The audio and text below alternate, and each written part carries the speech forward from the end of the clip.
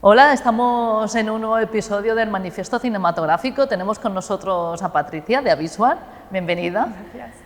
Estaremos hablando en detalle de diferentes aspectos del sector, especialmente de lo que supone el material técnico, que muchas veces hemos ido hablando en estos podcasts de la importancia del material para iniciar nuestras carreras cinematográficas, y también conoceremos en estos 10 años, por ejemplo, cómo se ha ido transformando el sector cinematográfico y audiovisual desde vuestra perspectiva. Hablaremos un poco de cine francés, que es algo que también nos da bastante envidia y también hemos ido comentando, y entraremos en detalle contigo por qué. ¿Qué se hace bien, por ejemplo, en Francia desde la industria? Así que vamos a dar paso y arrancamos. Bienvenida de nuevo. Gracias. Y creo que una de las primeras preguntas sería esa, ¿no? Vosotros lleváis 10 años de trayectoria. ¿Qué detectarías que ha cambiado o que no ha cambiado tanto en estos 10 años? A ver, nosotros hemos cambiado en 10 años porque, bueno, es un largo recorrido y tuvimos que adaptarnos a todos los cambios que hubo desde entonces. Siempre, bueno, nuestro target, digamos, no es directamente el cine, porque por el tipo de material que tenemos, pero bueno, siempre como vamos a pequeñas, medianas producciones, siempre también lo que comentabas, los que tienen que empezar con el material que está a su alcance. Lo que sí ahora es que con presupuesto bastante bajo puedes conseguir un alto nivel. Tenemos cámara de 4K, 8K que no sé, para 100 euros la jornada puedes hacer algo muy, muy bueno de calidad. Es verdad que el material se ha ido, en estos 10 años también lo habréis notado, ¿no? Que hay cada vez más calidad en todo tipo de material, y es verdad que los costes van bajando. Para la gente que empieza a hacer cortometrajes, por ejemplo, es fundamental tener como este privilegio, ¿no? A nivel de calidad. Pero nos preguntábamos también muchas veces que, aun teniendo estas ventajas a nivel de calidad, también hay unas complicaciones, ¿no? Hay mucha gente seguramente, y entonces también hay una batalla por ahí. Bueno, hay muchas personas, bueno, es que hay muchas escuelas y entonces entran muchos nuevos talentos cada año en el mercado, entonces pues creo que no todos pueden trabajar en el sector, pero bueno, hay unos que se dedican al nivel profesional, otros el fin de semana y otros que van empezando y van creciendo poco a poco. Tenemos clientes que empezaron, eran estudiantes y ahora tienen una carrera estupenda y crecemos con ellos. Empezamos con 2 naranjitos y ahora tenemos todo un almacén de focos LED, entonces ellos lo mismo, empezaban a alquilar una pequeña cámara y ahora te alquilan una furgo entera. Y aparte el sector es un sector muy amplio. Está esta parte muchas veces que decimos más de carrera personal, que puede ser que se vaya enlazando, pero también es muy importante para ir adquiriendo técnica, hacer todo tipo de producciones. Claro, sí, es que es la base, creo. Si quieres crecer en el sector, tienes que estar en todo, sobre todo al principio cuando sales de la escuela, tienes que estar en todo tipo de rodaje y si quieres dedicarte a esto, el mejor consejo es participar a todos los rodajes que puedas. Rodar mucho y conocer mucha gente. También me preguntaba cómo está afectando una de las últimas patas importantes del sector, es el stream. El mundo del stream casi sí que había y hace años que existe, pero en los últimos años, sobre todo con la pandemia, imagino, ha pegado muy fuerte. ¿Vosotros habéis notado ese traspaso quizá de la ficción a otro tipo de contenido? Sí, bueno, nosotros éramos los primeros en invertir durante la pandemia en lo que es mesa de mezcla para streaming, porque veíamos que hacía falta. Y realmente se acabó las restricciones de la pandemia, pero se siguió con el tema del streaming, porque ahora cualquier evento se pide grabar y también emitir a la vez, porque es muy común pues, que haya las dos posibilidades, verlo en directo o verlo online. ¿Podríamos decir que está más enfocado el stream, está fuera del cine y está más ubicado a lo que serían estos eventos, vídeos corporativos? Sí, es verdad que en cine... Yo no sé si hay experiencia en este sector, que es interesante. Yo creo que se puede ir abriendo caminos nuevos. La tecnología es interesante ver cosas en directo, es que es diferente, es otra cosa, es un poco como si fuera teatro, digamos. Pero es verdad que ahora mismo va hacia el sector corporativo. Y nosotros lo vemos, ahora lo vemos tanto a nivel de material, lo que se suele alquilar, y también tenemos platos, hemos creado platos con ciclorama, fondo virtual, y ahora se pide mucho para hacer eventos online, empresas que hacen, no sé, un premio, lo quieren hacer para que todos los empleados lo vean, pues hay muchos ejemplos así y se puede hacer también falsos directos. Como este. Para quitar un poco la presión del directo, pero bueno, el formato sigue siendo lo mismo. Vamos a ir a uno de los conceptos que lanzaba al principio, que es el cine francés. Eres francesa y voy a atracarte en ese sentido. Bueno, a veces España y Francia tienen una relación complicada y habrás escuchado muchas cosas desde aquí, pero en cambio con todo aquello que tiene que ver con la cultura, con el arte y en específico con el cine. Creo que no solo por el hecho de que se haya inventado en Francia el cine, sino que debe haber muchas más cosas colaterales que afectan a que tengáis una industria muy consolidada en un país que tampoco es muy grande a comparación con Estados Unidos o con cualquier otro, es un país relativamente cercano al nuestro. ¿Qué es lo que hace de la industria del cine una potencia o que esté tan arraigada y que funcione? Creo que viene todo de la base, hay una base sólida que es la financiación pública, porque sin esto no se llega a nada. Y entonces lo que es el gobierno francés creo que siempre ha puesto por la cultura francesa, porque quiere defender un poco también pues, la cultura propia nacional. ¿De todos tipos de proyectos? Es que tanto en música o en cine, sí que, si paseas por Francia, en cualquier pueblo hay una galería de arte. Y esto es que te salta a la vista en la primera, hay galerías de arte por todas partes. Y en el cine, pues pasa lo mismo, es que hay una protección que se hace es por el idioma y frente a grandes... culturas, producciones de América. Sí. Entonces Francia siempre intentó proteger un poco su cultura y realmente funciona porque se consigue hacer muchas producciones. Del cine yo realmente no tengo enlaces directos con gente de cine, pero por ejemplo en producción de televisivos o documentales es que no tiene nada que ver. Primero hay muchas vías de salida de un documental o de un reportaje televisivo.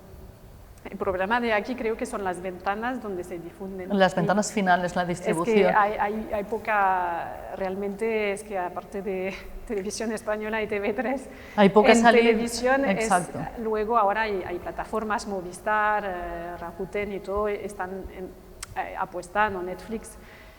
Y en esto, pues España a nivel de serie... Eso sí que creo que se ha notado en los últimos años. En Canarias se está grabando muchísimo y nosotros lo vemos a través de clientes y todo. Canarias empieza a ser un sitio potente para grabar. Quizá, juraría, creo que no es un rumor, pero ellos, me parece que las producciones en Canarias sí tienen el tema de la desgravación fiscal, que posiblemente eso también ayude que la inversión no sea solo pública, sino también pueda la inversión privada apoyar a una industria tan potente como es el audiovisual. Pero bueno, la deducción fiscal viene del Estado, entonces lo mismo es una política pública. Si no hay una política pública fuerte en la cultura no existe porque... Porque necesita esa protección, claro. sí, bueno, o esa base que no significa que lo amortice todo, sino que facilita que la propia industria tenga claro. una vida más amplia. Porque a veces da la sensación de o solamente estamos haciendo mega grandes producciones, o casas de papel, por decir algo, pero todas esas pequeñas o medianas producciones, como un documental, como muchas otras, es verdad que hoy en día tenemos los medios, como decíamos con Avisual es un ejemplo que tú has vivido, hay muchísimo material, pero ¿qué hacemos después con ese proyecto? Claro. ¿Tú hiciste un documental? Sí, hicimos un documental que... ¿Cómo fue esa aventura? Ha sido complicada, la verdad. Vamos a empezar por algo que a veces también sorprende. ¿Cuántos años, por ejemplo, duró esa aventura o está durando? Creo que casi 3 años. A ver, apostamos por este proyecto, es más a nivel personal, queríamos hacer algo diferente, no nos dedicamos a esto, pero era para hacerlo. Y también entender un poco cómo funciona todo el mecanismo y es complicado, es muchos empezamos haciendo mucho papeleo para pues, tener esta ayuda que te puede permitir pues, llevar un proyecto a cabo.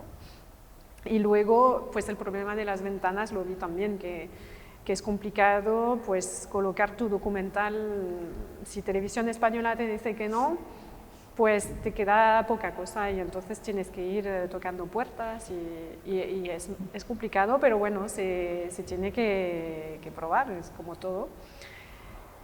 Sobre todo son ventanas, no tengo muchas, bueno, Netflix no comparte muchas cifras, ya sabemos que son un poco herméticos, ¿no?, en ese sentido, pero hablamos de ventanas que aporten una compensación económica, claro. Porque claro, los proyectos tienen... Por mucho que el material sea low cost o que podamos acceder a un material con mucha cualidad, si después están las horas de trabajo, la gente que el departamento de cámara, dirección, guión, todo el trabajo de marketing, de prensa y de financiación, ese papeleo y todas esas horas de producción ejecutiva. Si no conseguimos que las ventanas realmente sean una fuente de ingresos más, es una ventana. Está claro que todos cuando hacemos un proyecto queremos que se vea, pero si puede ser como mínimo no perder tampoco claro. La inversión. No sé si por ahí sí es donde tú detectas que está más complicado. Sí, porque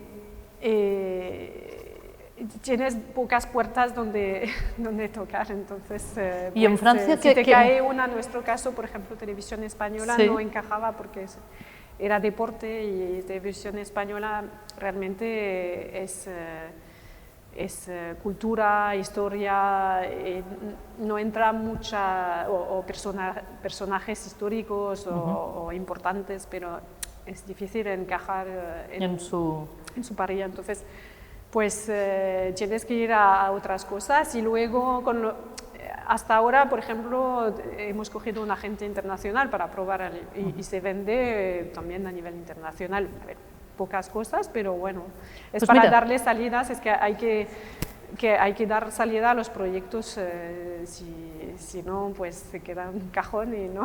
y no salen para nada. Has dicho un par de cosas que me parece interesante profundizar un poco, que es, cuéntanos un poco la experiencia con un agente de ventas, que es un perfil muy específico que a veces la gente que empieza a levantar proyectos no conoce tanto. Sí, a ver, tampoco conocíamos mucho, pero bueno, en si participas un poco en festivales o con contactos te presentan algunos agentes, hay bastante agentes. Luego la cosa es ver el que sí que apuesta por tu proyecto, porque a veces llevan muchos proyectos y entonces el tuyo no será como el último en la lista y entonces pues nada, no tendrá salida.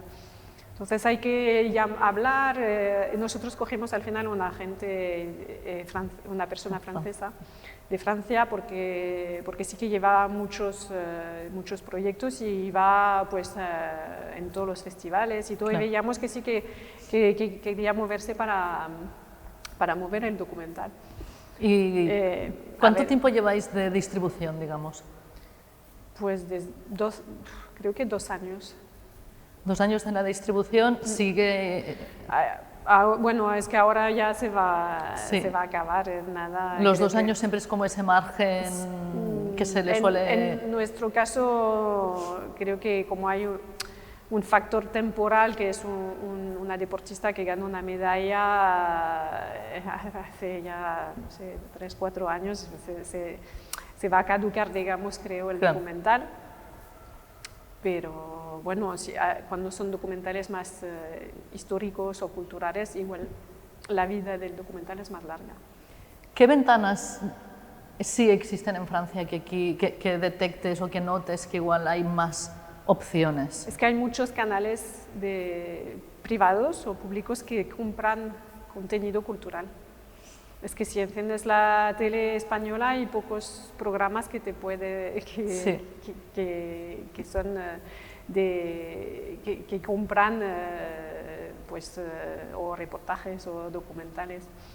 Tenéis muchos canales, eso facilita, también educa al espectador, que cuando hablabas antes de que hay muchas galerías de arte, pensaba, es que eso también suma al espectador de cine y a la cultura, ¿no? No es solo un aspecto.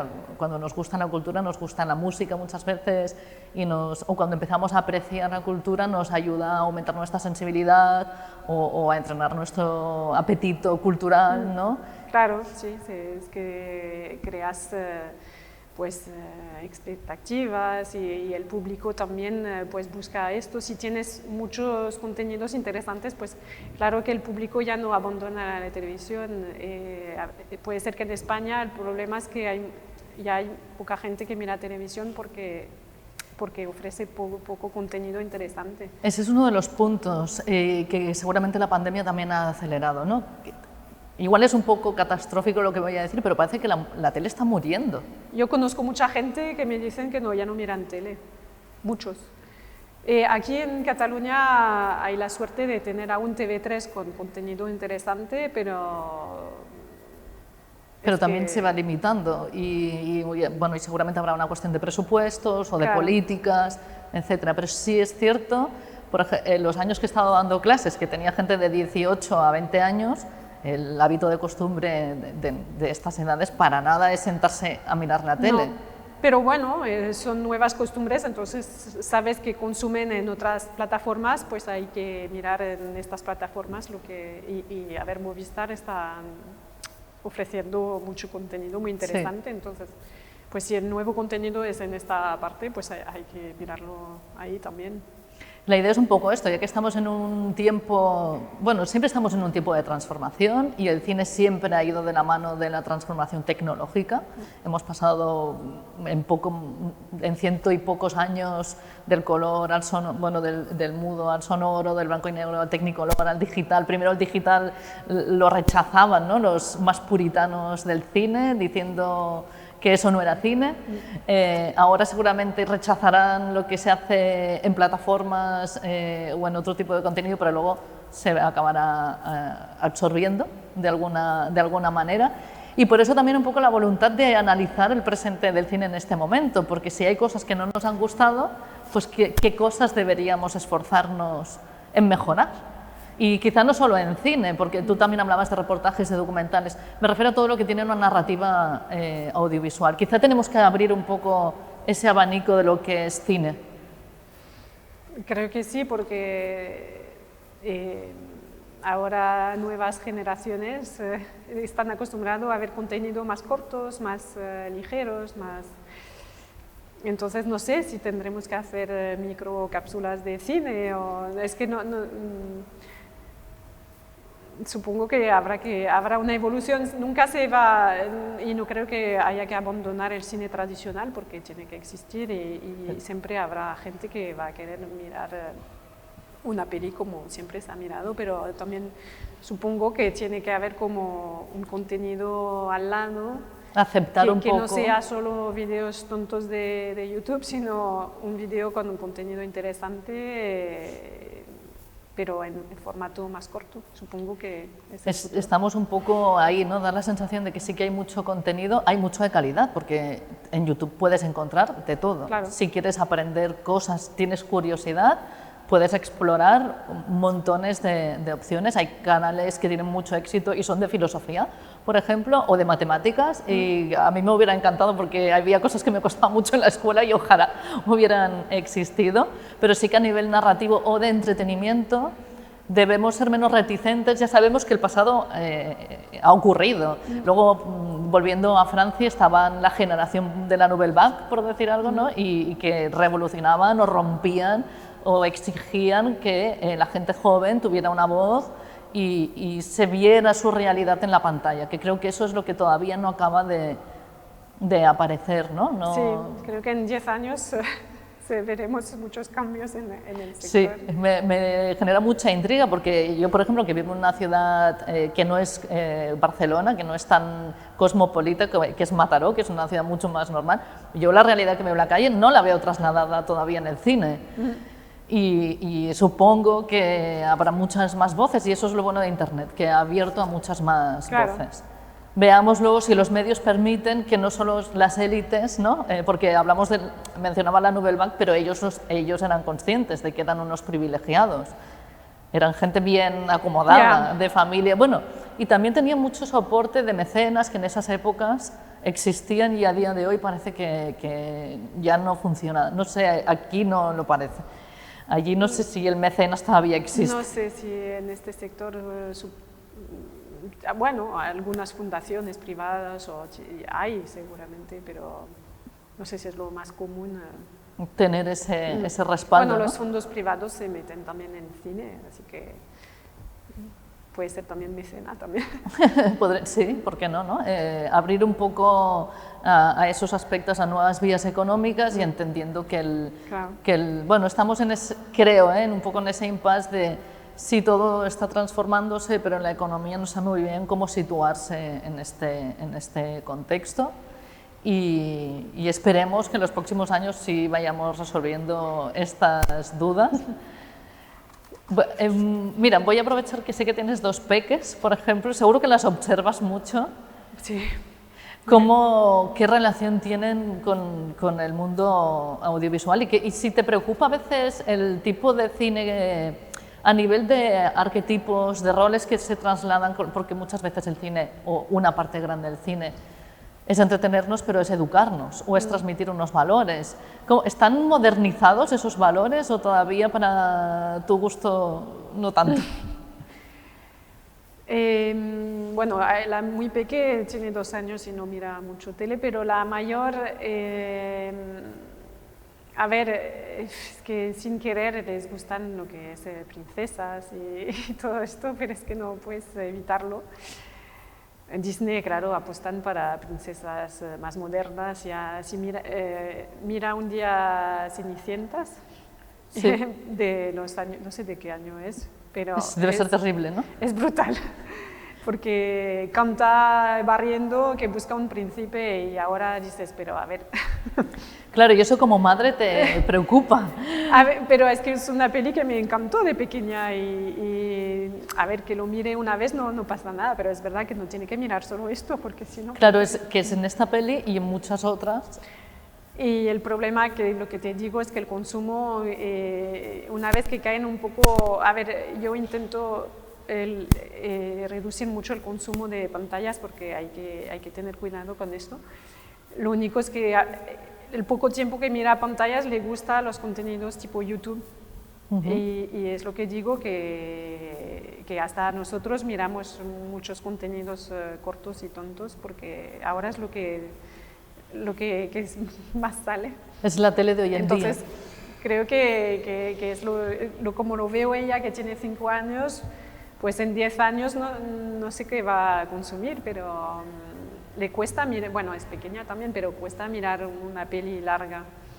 Como que tiene una atención, como que todo cambia muy... Es normal a esta edad, pero que creo que es común. Yo conozco adolescentes, hijos de amigos adolescentes, y lo mismo, miran, no sé si cuántas pelis miran al mes, pero pocas. Es cierto que esa sensación la podemos tener un poco todos, ¿no? Que nos cuesta la retentiva. Es algo que parece como...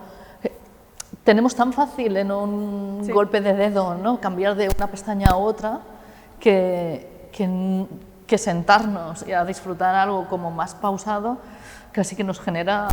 Claro, miramos a veces pelis con el teléfono en la mano. Sí. No pasa nada, es como todo, no hay que decir que es un desastre y todo. Lo único es que este contenido creo que hay que trabajar en la calidad del contenido que vemos. Que si son cortos, vale, pero que al menos sea una entrevista interesante, un actor bueno que haga, no sé, 5 minutos de un tema, pero claro, que no esté vacío, ¿no? Que da un poco la sensación de que hay mucho volumen. Yo le llamo el fast food digital ¿no? Sí, como parece que engullimos contenido.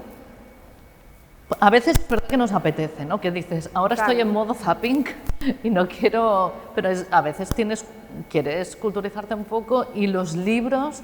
Bueno, tú decís que tienes conocidos adolescentes, hijos de amigos, etc. No sé si les está costando mucho también leer. Depende de la educación de cada niño. Si los padres ponen un libro en las manos de un niño, lo va a leer. Si nunca le da la oportunidad de leer o no le deja este espacio, este momento para leer...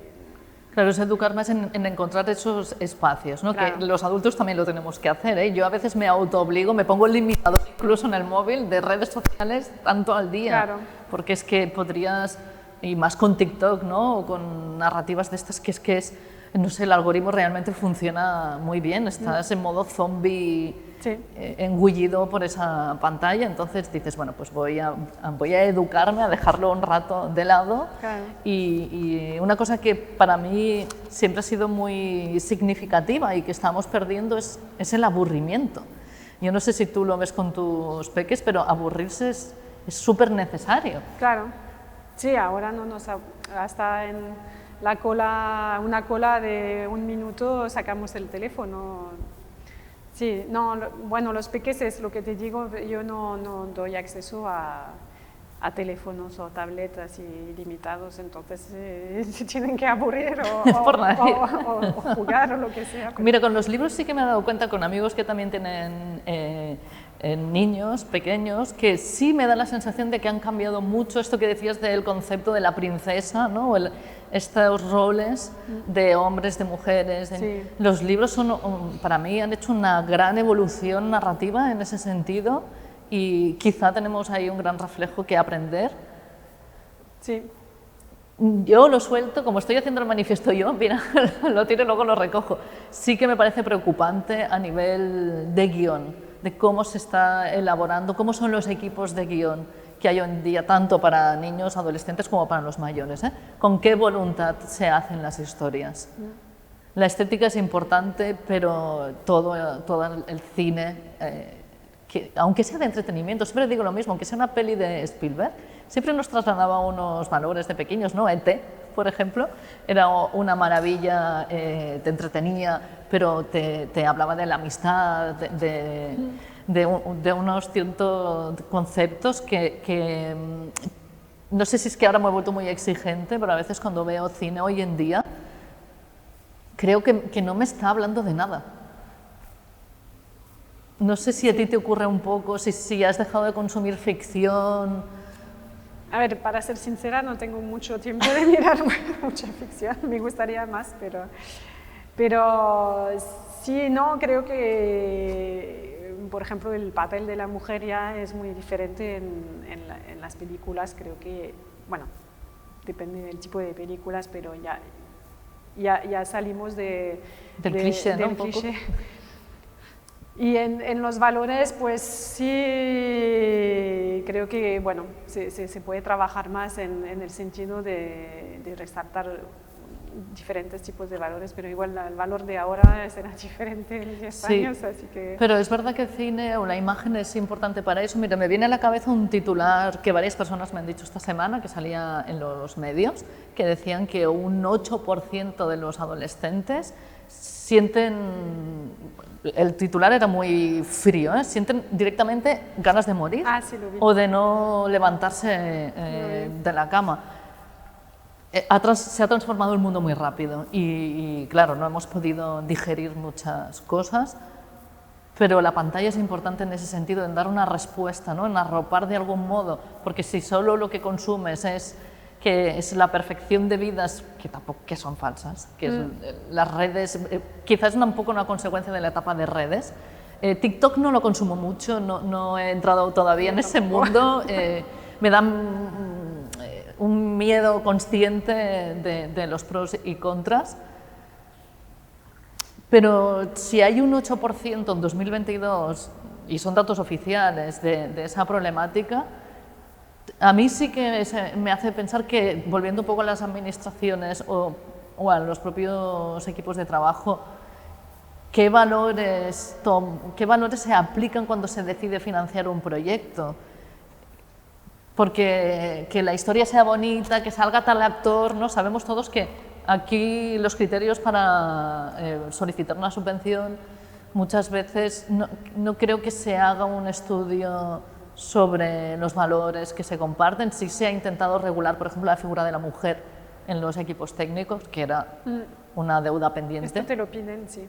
Sí, esto te lo piden y a mí, bueno, un día me parece necesario. Si hay un problema, se tiene que aplicar unas... Aunque hago una pausa sobre esto, es que yo vengo, bueno, es que nuestro sector es muy técnico y nuestra plantilla es muy masculina, pero no es porque no queremos, es que nos cuesta encontrar perfiles mujeres, digamos, en la parte técnica que siempre tenemos, pero por mí es insuficiente.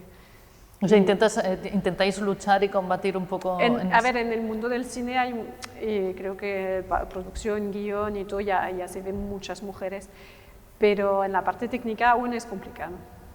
Y bueno, ahí nosotros vemos mujeres pasar por el alquiler, pero en comparación es que hay mucho más hombres en la parte técnica. Claro, te iba a preguntar, ¿veis mujeres en cargos de producción o en estos años sí habéis ido también viendo cada vez más un incremento en jefas de departamentos tipo dirección de foto, foquistas?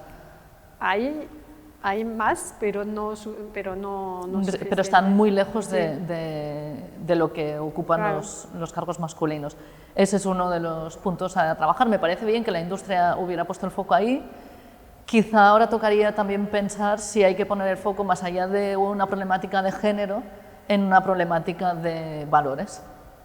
Sí. Sí, creo que es importante. De qué estamos transmitiendo y construyendo y quién tiene el poder de decisión sobre qué se narra y cuáles son las narrativas, por tanto, que proyectamos, que serán un reflejo, es una retroalimentación y esto no es nada nuevo. Siempre el ser humano, desde que contábamos cuentos delante del fuego, siempre han tenido una importancia clave en evolucionar las sociedades, en romper estereotipos, claro. Y no forzadamente, porque sí que es verdad que también hemos escuchado películas últimamente de Marvel y esto que dices, bueno, creo que no está bien entendido ese cambio forzando con perfiles no se trata tanto de un anuncio Benetton como de una profundidad de pensar en qué punto estamos, y está claro que los jóvenes tienen un problema existencial. Eso es un vacío. Sí, luego hay que mirar en comparación con hace 20 años qué diferencia hay. Ahí no sé yo si era lo mismo o si es muy normal en la adolescencia tener este sentimiento claro, o no. Sí, se ocultaban cifras y ya siempre estábamos en esos datos. También es cierto que si el ecosistema mundial en el que vivimos ha cambiado tanto, estamos muy globalizados, hemos tenido muchas crisis, hemos tenido pandemias, es normal que en la sociedad se cambie. Claro. Y las transiciones pues, son abruptas y no estamos dando respuesta porque es que no sabemos ni dónde estamos, quizá, ¿no? Yeah. Por eso también me apetecía estas charlas así un poco relajadas. No lo parece, pero llevamos 45 minutos sí, pues mira, hablando. ¿No? ¿Cuánto? Perdón, que me he equivocado. 36. Bueno, también está bien. Ha pasado rápido. Ha pasado rapidísimo. Es un poco esa voluntad de pararnos, de observar un poco el entorno. No sé si hay algo que a ti te llame la atención, ya sea tanto de la vida como del sector audiovisual, que sí que te haya sorprendido quizá antes de tus inicios. Tú vienes del periodismo, ¿no? Sí. Y a ver, nosotros lo que vemos ahora es que todos hacen audiovisual y creo que está muy bien porque se democratiza mucho. Y hay perfiles muy diferentes, entonces es interesante también para nosotros porque hay perfiles muy técnicos de un rodaje en concreto a perfiles un poco más amateur que lo hacen todo, ¿no? O que sí, hacen varias cosas. Y porque están a los principios y luego pues hay los... ahora como se hace contenido, bueno, en redes sociales se hace muchísimo contenido, pues ahora tenemos perfiles que no son realmente del sector audiovisual, pero a la vez tienen... siguen las tendencias, entonces pues se meten también en esto y lo vemos, se alquila material para vídeos de redes, pero muchísimo. Ha aumentado mucho esa tendencia, los creadores de contenidos, ¿no? Claro. Ese concepto nuevo o ese perfil nuevo. Y lo vemos en grabaciones, no sé, en el estudio a veces vienen 20 personas para una pequeña grabación y para un influencer hace poco era una persona con una cámara grabando y tenía que ser 10 minutos. Es que son dos conceptos muy diferentes, pero bueno, se tienen que convivir, digamos. Igual no digo que uno es menor calidad que otro, es lo único es que está hecho de otra manera, pero también para otra difusión. Sí, tienen otros contenidos rápidos, hechos rápidos, digamos, para verse en unos segundos en redes. Bueno, es interesante, igual estaría bien que se junten esos varios perfiles, quién sabe, con el tiempo se irá viendo también y sobre todo que no caigan tampoco en a mí me preocupa a veces los creadores de contenidos, que no sea también una esclavitud a la pantalla, a los likes, a las redes, al consumo, que también te guste, ¿no? Que sea una parte de un tema que a ti te apasiona de algún modo y que dedicas una parte a eso, porque no sé si todos rentabilizan, que es la duda también. Volvemos un poco a lo mismo que al cine, ¿eh? Creamos contenido constantemente, yo creo que se va un poco a esa parte, ¿no? A democratizar, no sé si fue, creo que era Truffaut que decía que algún día todos llevaremos una cámara encima y ha llegado ese día y ahora todos como quien tiene un papel y un boli, no todo el mundo escribe novelas. Pero sí es importante como medio expresivo, ya sea personal o para igual son círculos más pequeños lo que estamos creando, comunidades más reducidas. Hay creadores de contenido que creo que pueden ganar la vida con esto y otros que lo hacen porque les gustan. Yo creo que estaría bien encontrar ese punto medio, ¿no? Hemos visto las mega grandes producciones, ¿no? El concepto Star System lleva muchos años, siglos casi, con gente muy famosa y muy rica. Y quizá esta democratización reduce comunidades, pero también mantiene una estabilidad y muchas más personas, ojalá ese sería un deseo, muchas más personas puedan dedicarse de un modo u otro a generar y que no sea solo... Es decir, que no caigamos en el peligro de que solo cobren o puedan rentabilizar las grandes producciones y que todo el grueso, que es las producciones medias y pequeñas, caigan en solo producir y perdiendo costes, ¿no? Yeah. Intentar equilibrar quizá un poco esa balanza. Ahí tendremos que ser estratégicos y encontrar nuevas fórmulas, también empresariales, seguramente. Sí. Ahora ya para ir finalizando, te voy a lanzar dos últimas preguntas y luego una personal, que es, empiezo por las preguntas, que es la del manifiesto. Si tú consideras que, bueno, ya hemos hablado de muchísimas cosas, pero que seguro que viniendo de Francia, que sois tan revolucionarios, los manifiestos y más en el arte han sido claves en muchas épocas. ¿Crees que hoy en día estaría bien crear un manifiesto cinematográfico? Claro, creo que siempre Hay que ir en contra. Hace falta. Y qué, de todo lo que hemos ido hablando o de lo que no hemos ido hablando, ¿qué es lo que tú personalmente pondrías el foco como esto lo pondría en un manifiesto?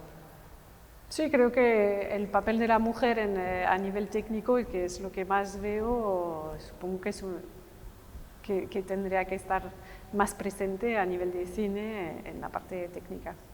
Y que seguramente eso luego se trasladará a la pantalla y no tendremos esas princesas buscando príncipes. Y para terminar, siempre pido qué uso hacéis con el móvil a nivel personal con la cámara. Si grabas mucho con tu móvil o consumes contenido con el móvil. Consumo, sí, demasiado a veces, lo que dices tú, que se tendría que a veces autoeducar. Grabo, bueno, lo uso mucho para cosas personales. Y hago ahí para mí fotos en el Maresma. Te voy a pedir si nos puedes prestar 5 segundos de qué es lo último que hayas grabado o de las últimas cosas que hayas visionado. Si quieres que te lo enseñe. Sí, o... sí, si nos compartirías 5 segundos. Vale. Todo el mundo es un atraco. Vas a tener miedo con Peppa Pig. Es un atraco final. Hola, Pepa. Hola, Susi. Susi es mi mejor amiga. ¿Verdad que es genial? ¡Qué divertido! ¿A qué vamos a jugar hoy?